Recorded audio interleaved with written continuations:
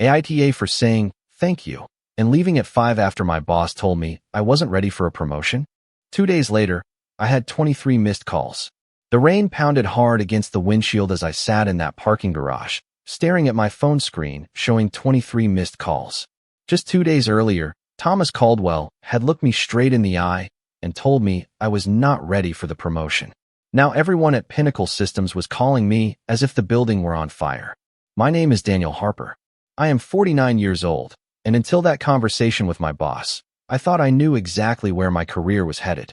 It turns out I was wrong about a lot of things. I have been with Pinnacle Systems for 8 years. Before that, I spent 12 years in the Navy running logistics operations. When you are responsible for getting supplies to ships halfway around the world, you learn quickly that the details matter. Every system, every process, every backup plan, it all has to work flawlessly or people get hurt. That mentality served me well in corporate America, maybe too well. When I started at Pinnacle, the operations department was a complete mess. My predecessor had left with no documentation, no transition notes, nothing. It was like walking into a house where someone had cut all the electrical wires and removed all the labels. I spent the first 6 months rebuilding everything from scratch, working until midnight most nights, coming in on weekends, mapping every process, and creating detailed guides for everything. My son Ethan was only 7 then. This was about 5 years after my wife Grace had passed away from cancer.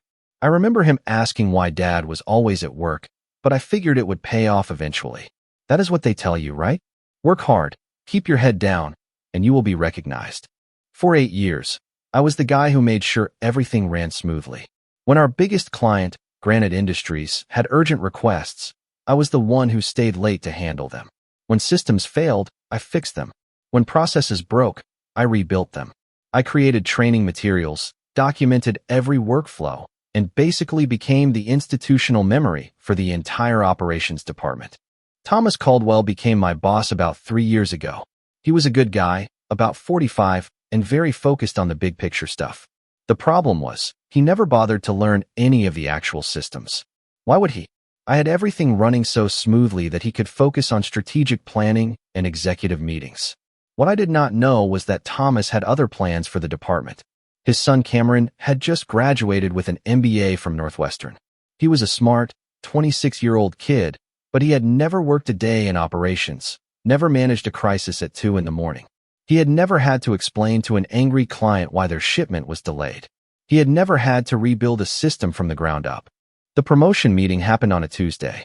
I had prepared a full presentation showing how I had improved efficiency by 35% in the last 2 years, reduced errors by 60%, and personally managed the relationship with Granite Industries, which brought in $8 million annually.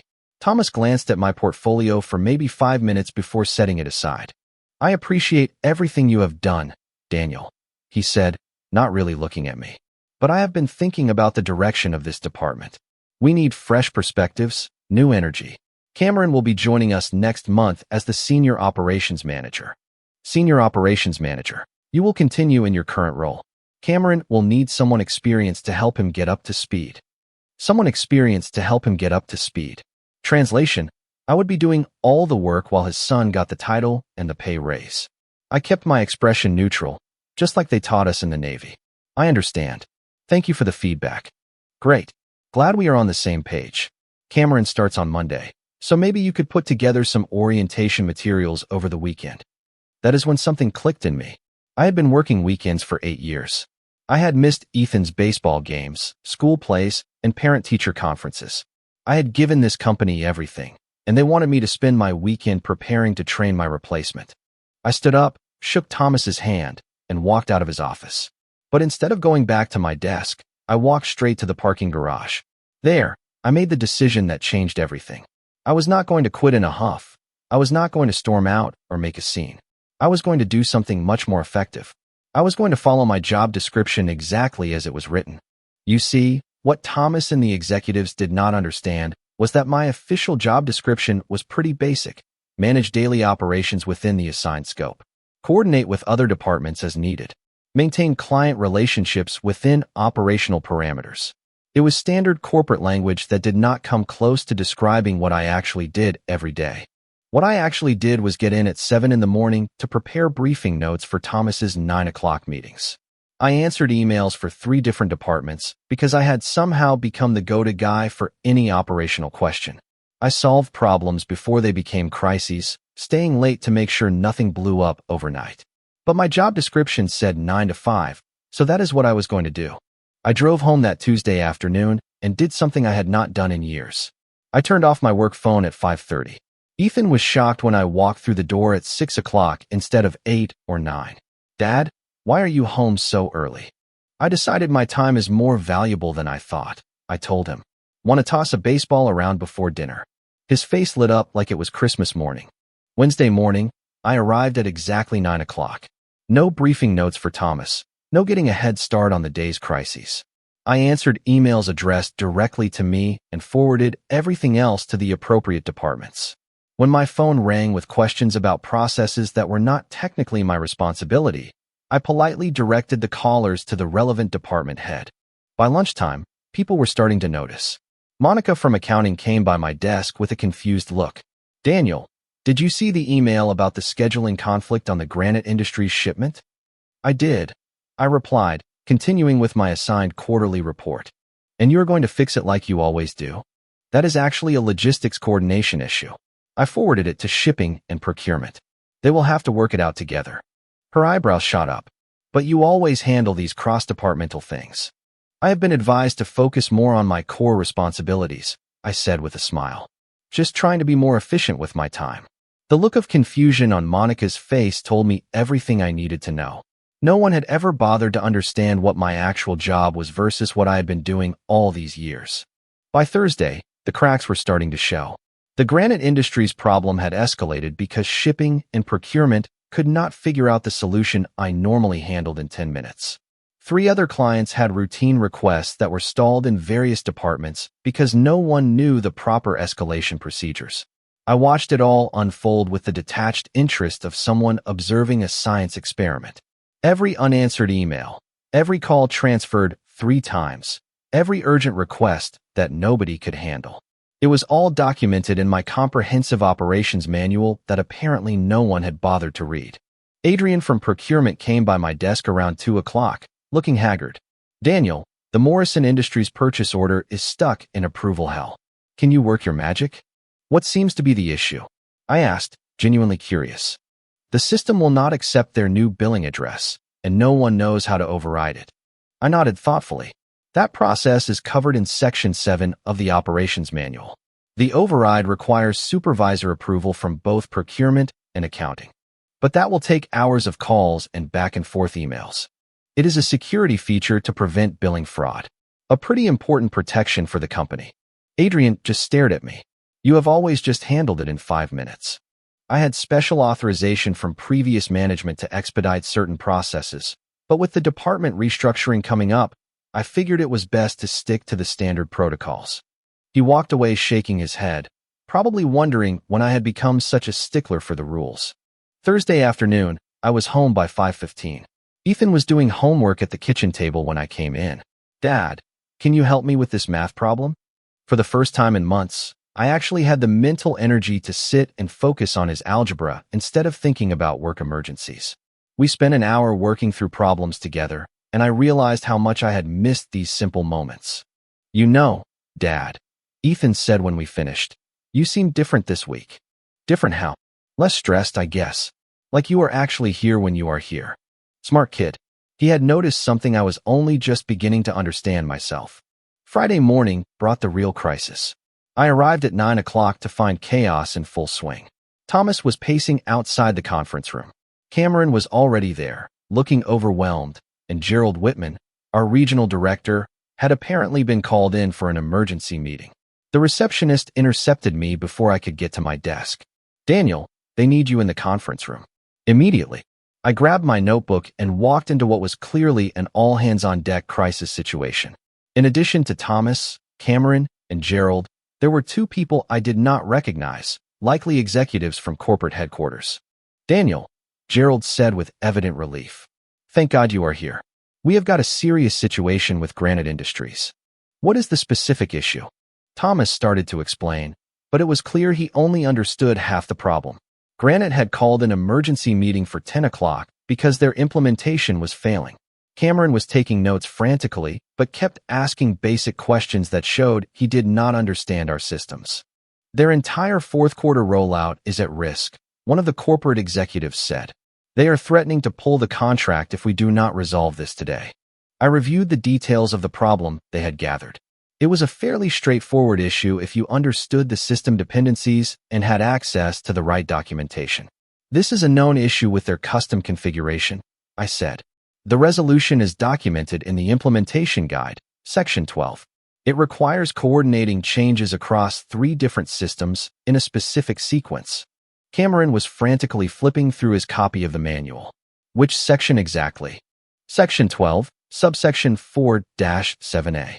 The process takes about 3 hours if you follow the step-by-step procedures. Gerald leaned forward. Can you handle this immediately? I checked my watch. I have the quarterly compliance review scheduled at 11 o'clock. That is due to federal regulators by the end of the day, so it cannot be rescheduled. The compliance review can wait, Thomas said quickly. Granite is more critical. I understand Granite is important, I replied. However, missing the regulatory deadline results in automatic financial penalties and a possible license suspension. That would impact all of our clients, not just Granite. The room went silent. You could practically hear everyone calculating the implications. What are our options? Gerald asked carefully. Well, Cameron could handle the Granite issue using the documented procedures. It would be excellent training for him, and I would be available for questions between sessions of the compliance review. Cameron looked like a deer in the headlights. I don't think I am ready for something this critical. The documentation is very detailed, I said encouragingly.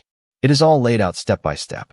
This is exactly the kind of hands-on experience you will need in your new role. Thomas's face was turning red. Daniel, we need you to fix this personally. I am happy to take the lead on Granite, I said. If you want me to reschedule the compliance review, I just want to be clear about the regulatory implications. Gerald held up a hand. Let us think this through. What would it take to handle both? I considered the timeline. The compliance review is scheduled in 2-hour blocks. I could handle the most critical Granite fixes between sessions, but the full resolution would not be finished until after 5 o'clock. That is cutting it close with Granite's deadline, the corporate executive noted. It is, I agreed. In the past, I would have stayed until midnight to handle both, but I have been reflecting on work-life balance lately. My son has a baseball game tonight that I have already missed twice this month. The silence was deafening.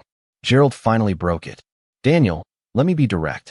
What would it take for you to handle this crisis the way you always have? I looked around the room at the faces staring at me. These people had depended on my expertise for 8 years without ever acknowledging what I truly contributed. Now, suddenly, my work-life balance was their emergency. Well, I said slowly, I suppose we should discuss what my role here really is. Your role is to solve operational problems, Thomas snapped. According to my job description, my role is to manage daily operations within the assigned scope. The Granite implementation falls under project management, which reports to a different department. The corporate executive leaned forward. Are you saying you will not help? Not at all. I am saying that if we want to solve this properly, we need to clarify responsibilities and authority. Cameron is starting as Senior Operations Manager on Monday. This seems like an excellent opportunity for him to learn the systems. Cameron spoke up, his voice shaky. Daniel, I appreciate your confidence, but I am not ready for something this high stakes. I looked at him with genuine kindness. Cameron, you have an MBA from Northwestern. You are smart and capable.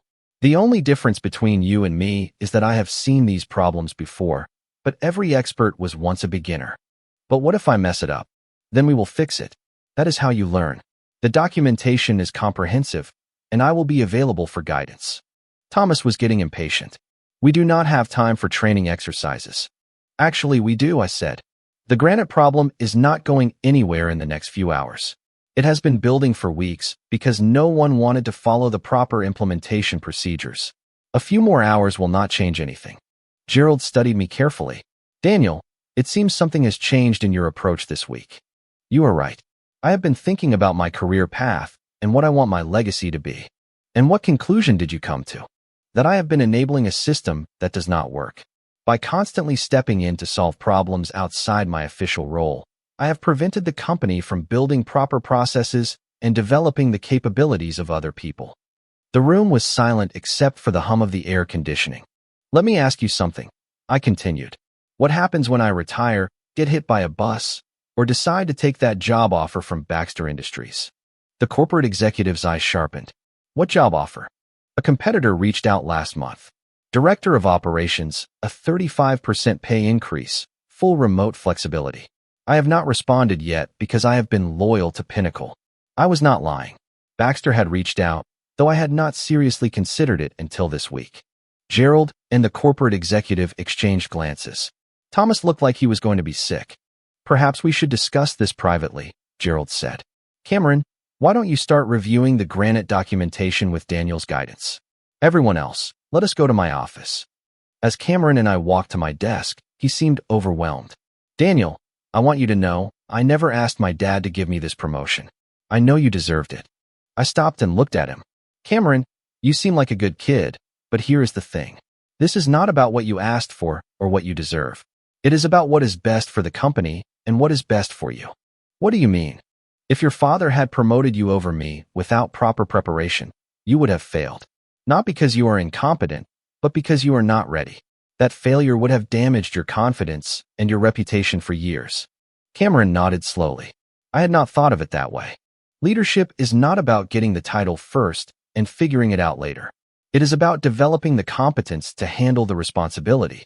If you are serious about operations management, you need to learn these systems inside and out. We spent the next hour going over the granite documentation.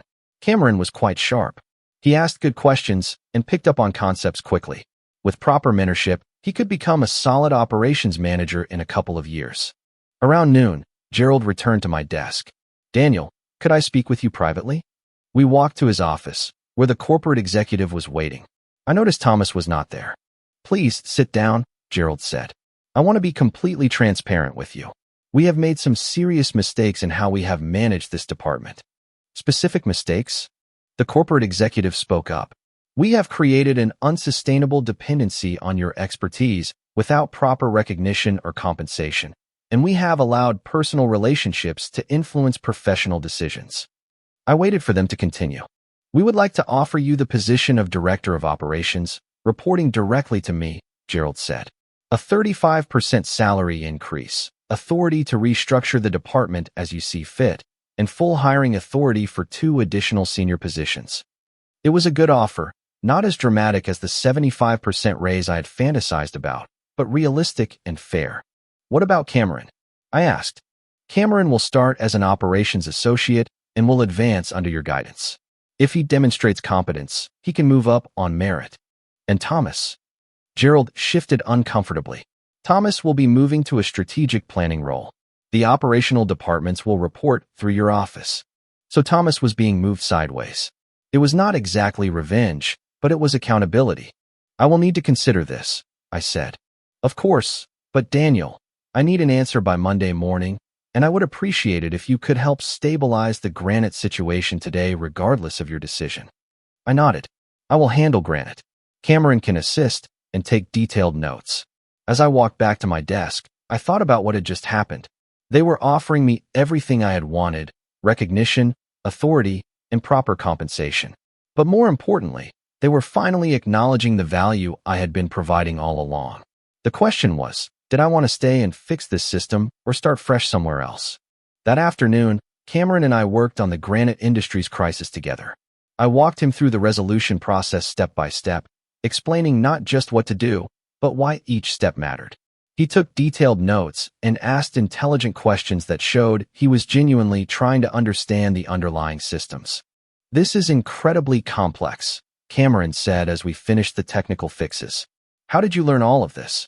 8 years of trial and error, I told him, plus a lot of late nights reading system manuals no one else wanted to touch. I had no idea how much went into this job. My dad made it sound like basic project coordination. I looked at him carefully. Cameron seemed genuinely humbled by the experience. Your dad is not wrong that it involves coordination, but operations is about understanding how all the pieces fit together and what happens when they do not. We finished the granite fixes by 4:30. Their system was running smoothly again, and Cameron had a full set of notes for handling similar issues in the future. As I packed up to leave at 5 o'clock, my phone buzzed with a text from Ethan. "Dad, game starts at 6:30. You really gonna be there?" I stared at that text for a long moment. For 8 years, the honest answer would have been probably not. Tonight, the answer was different. "Would not miss it," I replied. Ethan's baseball game was everything I had been missing. He pitched 4 strong innings, and I got to see him strike out the cleanup hitter with a curveball I had taught him last weekend. After the game, we went for ice cream and talked about school, his friends, and his plans for the summer. "Dad," he said as we sat outside the ice cream shop, "are you going to keep coming to my games?" "That is the plan, buddy. I have been working too much, and I do not want to miss any more of your seasons." "Good," he said, smiling, because Tommy's dad never misses his games, and I was getting kind of jealous. That hit me harder than I expected. My 12-year-old son had been watching other fathers show up while his dad was stuck in meetings about quarterly reports. Over the weekend, I thought a lot about Gerald's offer. The director position was everything I had worked for: recognition, authority, and the ability to build systems that helped other people advance instead of getting stuck like I had. But there was also something appealing about the fresh start that Baxter Industries represented, with no history of being overlooked and no colleagues who still saw me as the behind-the-scenes problem solver instead of leadership material. On Sunday afternoon, I made my decision. Monday morning, I arrived at 8:30, a compromise between my old 7 a.m. routine and the strict 9 o'clock I had been keeping. I went straight to Gerald's office. "I will accept your offer," I told him, "but with 2 conditions." Gerald nodded. "Go ahead. First, I want full authority to hire and develop talent within the company. Too many good people get overlooked because they are not in the right positions to show their skills." Agreed. Second, I want to implement a comprehensive cross-training program. What happened this week should never happen again. No critical knowledge should exist only in one person's head. Also agreed. Anything else? Just one thing. I want Cameron to succeed in this field if it is what he truly wants, but he needs to earn it through competence, not connections. Gerald smiled. "I think you will find that Cameron is more committed to learning than any of us expected." The transition took about 6 weeks. I restructured the department around clear roles and responsibilities instead of the informal system of whoever handles it best. I hired 2 excellent senior members who brought fresh perspectives while I provided the institutional knowledge they needed to be effective. Cameron turned out to be a dedicated learner. He worked harder than anyone expected, staying late not because he had to, but because he wanted to master the systems. Within 3 months, he was handling routine client issues independently and showing real leadership potential. The most surprising development was with Thomas. Once he was not trying to manage operations he did not understand, he truly excelled at strategic planning. His big-picture thinking, combined with the solid operational foundation we were building, helped the company land 2 major new contracts. 6 months later, I was working at a sustainable pace, home for dinner by 6:30 most nights, and present for every one of Ethan's remaining games that season. My team was functioning independently, clients were happy, and I felt like I was finally doing the job I had always been capable of. One evening, as Ethan and I were working on homework together, he asked me about work. "So, you are like really important now?" "I was always important, Ethan. It just took them a while to notice." "Is that why you worked so much before? To prove you were important?" "Smart kid. Yeah, I think so. But I learned something. The people who matter will see your value without you having to work yourself to death proving it. And the ones who do not see it? Well, sometimes you have to step back and let them figure out what they are missing." As I watched my son work through his math problems with the same methodical focus I had tried to teach him, I realized that the best answer to being undervalued is not anger or revenge. It is demonstrating your worth so clearly that it becomes impossible to ignore. The promotion to director came with respect, authority, and the ability to build something better. But the real victory was simpler than that. I was finally being seen for what I had always been able to do, and I was home for dinner every night to help my son with his homework. Comment. Sometimes the most powerful thing you can do is quietly recognize your own worth. Setting boundaries is not about pushing people away. It is about defining the space you need to be healthy. You can be firm in your principles while still being kind to the people caught in the middle. True change often begins when we take responsibility and stop enabling systems that no longer serve us. This act of stepping back can create room for us to heal and reconnect with what truly matters. The goal is not always to win a fight, but to find sustainable peace for yourself. Sometimes the best promotion is the one that allows you to be fully present with your family. When you honor your own value, you give others the opportunity to see it as well. I hope you find the courage to build a life that respects both your contributions and your well-being. If you like the stories, don't forget to leave a comment and support the channel by subscribing. See you in the upcoming stories.